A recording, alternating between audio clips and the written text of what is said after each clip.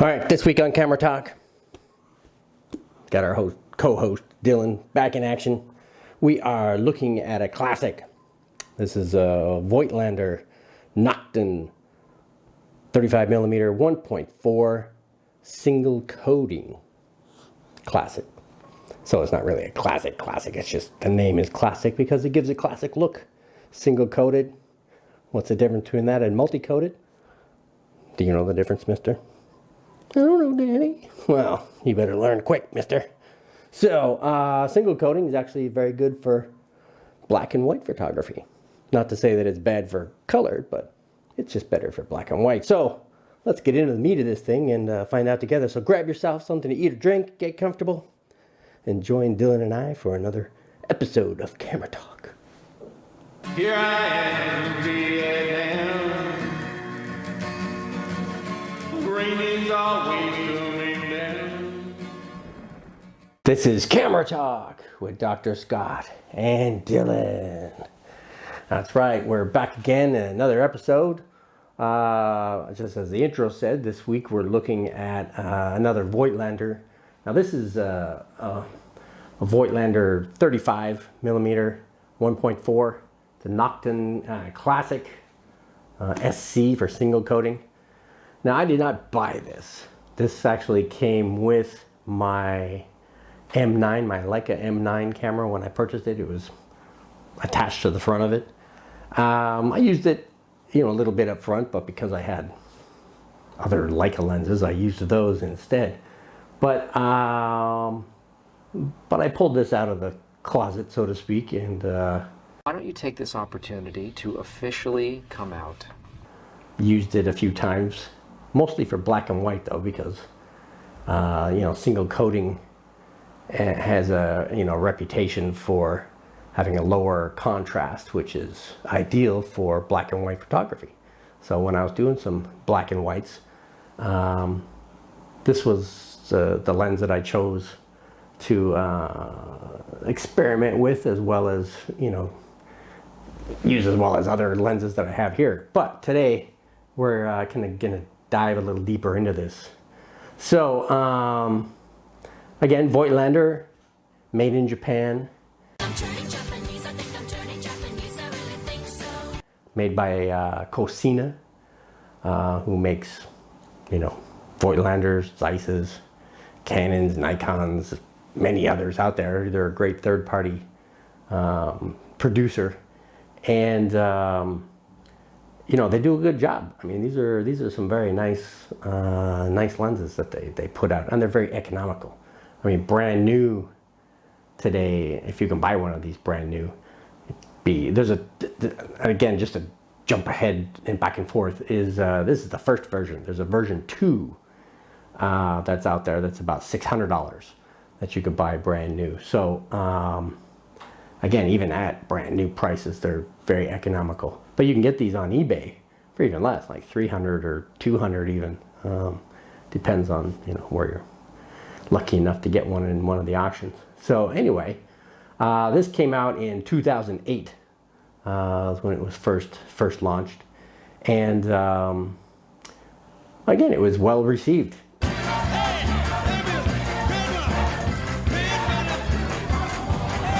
It was it has its cult following, and I've come to discover why it does is because of the way it renders photographs. And again, single coated versus multi-coated, they have two different versions. The multi-coated, of course, is going to be better for color photography and whatnot, but this is not bad for color photography as well. It's just excels at black and white. So that's why a lot of people buy these for the black and white. Now, when I just said version 1, version 2, the reason they came out with a version 2 is because this one, the weakness it has is, the biggest complaint from people is focus shifting. Now, focus shifting, of course, is when you focus in on something and then you switch apertures, from, let's say, 1.4 to, 5.6 or something. The focus is now out. It's off.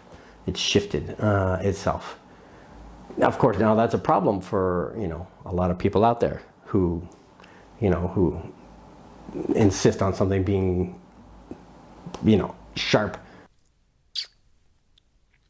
from one point to the other, you know, or in focus from one point to the other. Myself, it's no big deal at all, because if I ever change apertures, which I rarely do anyway, once I start shooting with something, I tend to use that aperture through from start to finish. Yeah. And so it doesn't bother me at all. But like big butts, and I cannot lie. For those that it did bother, they came up with a version 2 which corrected that. Now, the problem with that, though, if there is a problem with it, is that version 2 is not exactly the same quality as what this one is. And so yeah, they got better at that, they got better sharpness, but if you compare them side by side, to which people have done, the version 1 actually has sharper corners than the version 2. So if corner to corner sharpness is your thing, then that's important to you as well. The bokeh, out of focus, the quality of that out of focus background, again, is better in the version 1 than the version 2. And I say better, more pleasing, I guess you should say. Rich, smooth, buttery bokeh. And there's been actual competition comparisons between this version and the king of bokeh, the Leica Summicron 35 f2, which, of course, being a Leica, has much sharper center in the center.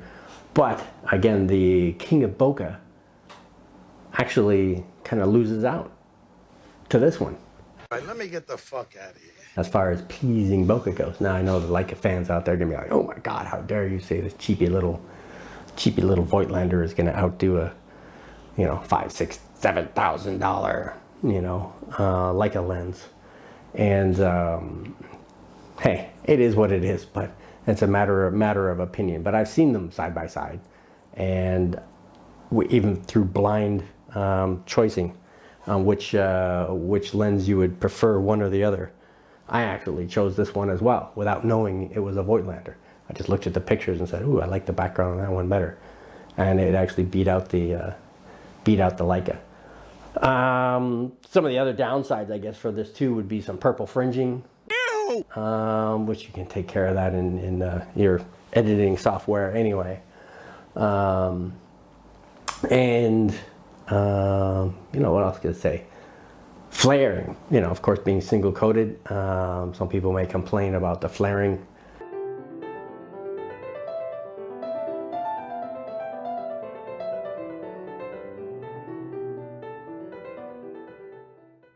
When you're in direct sunlight or whatever, but some people actually purchase this lens because of that fact.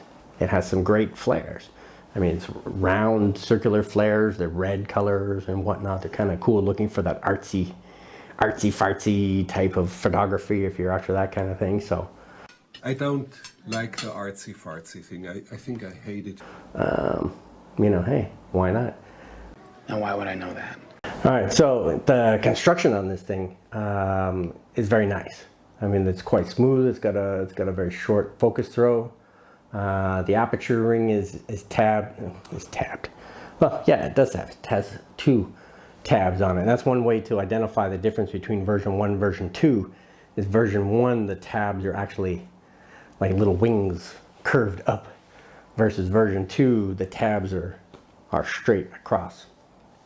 Well, the aperture ring is clicked, is what I actually meant to say. And you know, it's very nice. It's nice to have tabs on each one of these so your fingers can easily identify which ring you're on, whether it is the focus ring or the aperture ring. So very nice.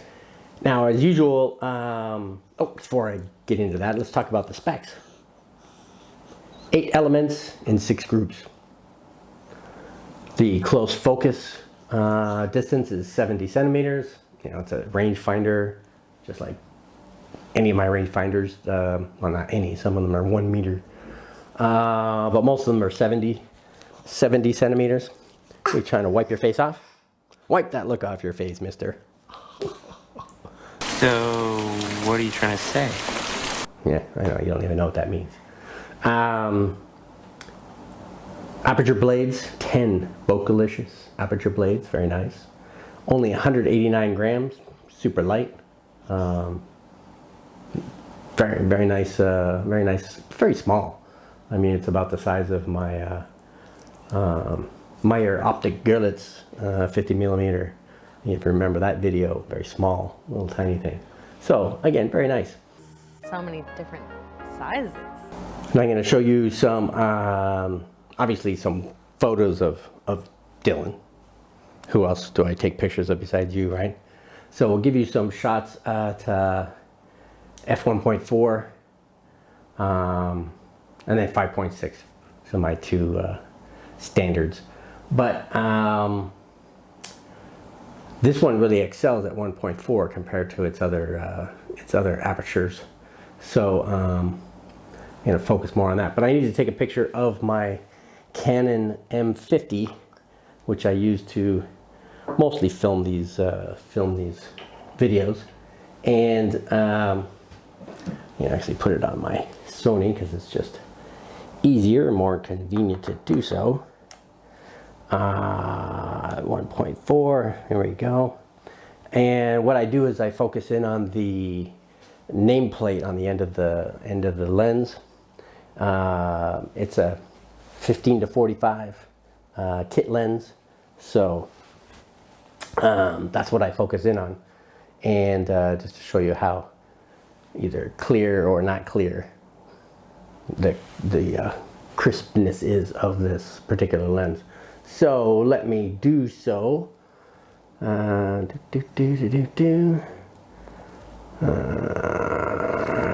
get me close enough, and try not to get, I know you don't like people blocking your face, you know, but anyway, let me see how sharp I can get it. 1, 2, 3. Oh, and of course I've got it on 10-second timer, and that doesn't work, right? So let's try that again. Let me, because I'm sure I'm out of focus now. Alright, 1. Right there, I think. No. Hold on. You're making it much more difficult for me, mister.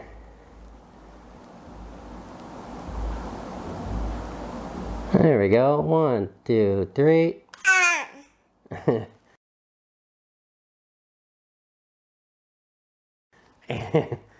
You seem to like when I count, don't you? Let's do 5.6. And just as I said, for the focus shift, I have to recalibrate that. All right, 1, 2, 3. Yeah. You're not pooping yourself, are you? So, so anyway, so that was that was at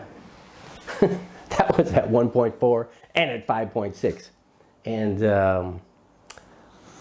let's show some pictures of this guy at 1.4 and maybe play 5.6. All right.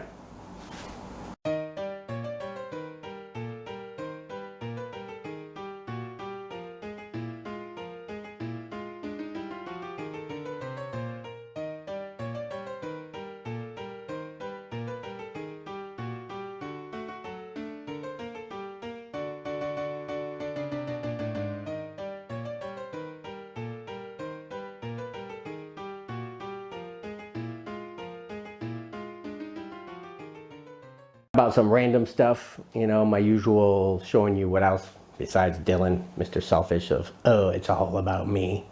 So we'll see how that goes. Let's see some pictures of other stuff.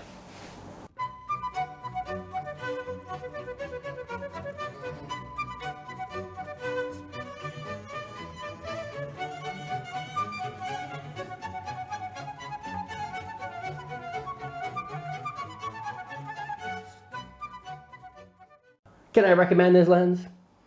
Since I basically got it given to me as part of the purchase of something else. I can't, say really bad things about it because I didn't waste any money on it. But I probably would not run out to buy one of these myself, just because there's so many other lenses out there that can kind of do similar tricks. But because it is so economical, and it does have benefits. I personally have never been able to make friends with benefits work. Again, the black and white stuff and the great bokeh, yeah, maybe. But just myself, personally, I can't see myself running off to buy one. But there's plenty of people out there who do, and kudos to them. So anyway, how about we talk about our little plug? No, not for cookies. A little plug for Luminar. Luminar Neo, Luminar AI. It's the photo editing software that I use, and he likes it too, because anybody who, if you purchase one, purchase a copy of this software through the link below, you can save $10. If you purchase yourself one through my link, I get a little kickback for $10. To which he hijacks that and says, "Oh, buy me cookies, buy me cookies." So, do us a favor. Do yourself a favor first and get some software if you don't have any already. It's very economical, 50, 60, 70, maybe $80. I don't know. I haven't looked at it lately. But if you save $10, then hey, it's even cheaper. It's yours for life.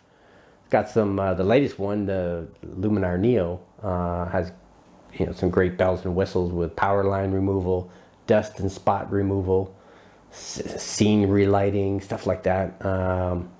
In your standard software, you'd have to highlight all that stuff and take time to red stripe everything and then click the erase button. Well, this is just one click, whoop, gone just like that. So it's worth it. I know some people bash on it and go, "Oh, make us buy new stuff," if they upgrade to a different version. But yeah, what are you whining about? It's not that expensive. So anyway, what else? What else could we talk about? How about you support us, right? You like people to support us? And where are you supporting us? At Modesty Photography, where we're here to teach you about tips and tricks and all kinds of fun little things to do with photography, introducing you to new lenses, cameras, photographic styles, and again, how to do certain things and how not to do certain things, how to avoid certain things. So anyway, support us and subscribe. You want to give us a subscribe? So Dylan says, subscribe. And how about we get a 2-finger one going? How about we subscribe? Yeah. And how about thumbs up? We like thumbs up too, because that also helps the algorithm get us exposed to the world too. So give us a thumbs up for the thumbs up girls. Yeah, thumbs up.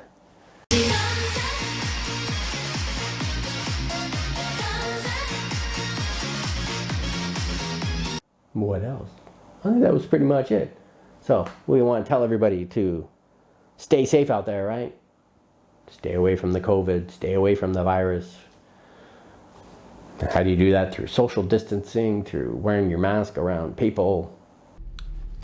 Would you like to see my mask? Well, not just people, otherwise we'd be wearing one right now, right? But groups of people, elevators, stuff like that. Get your vaccination.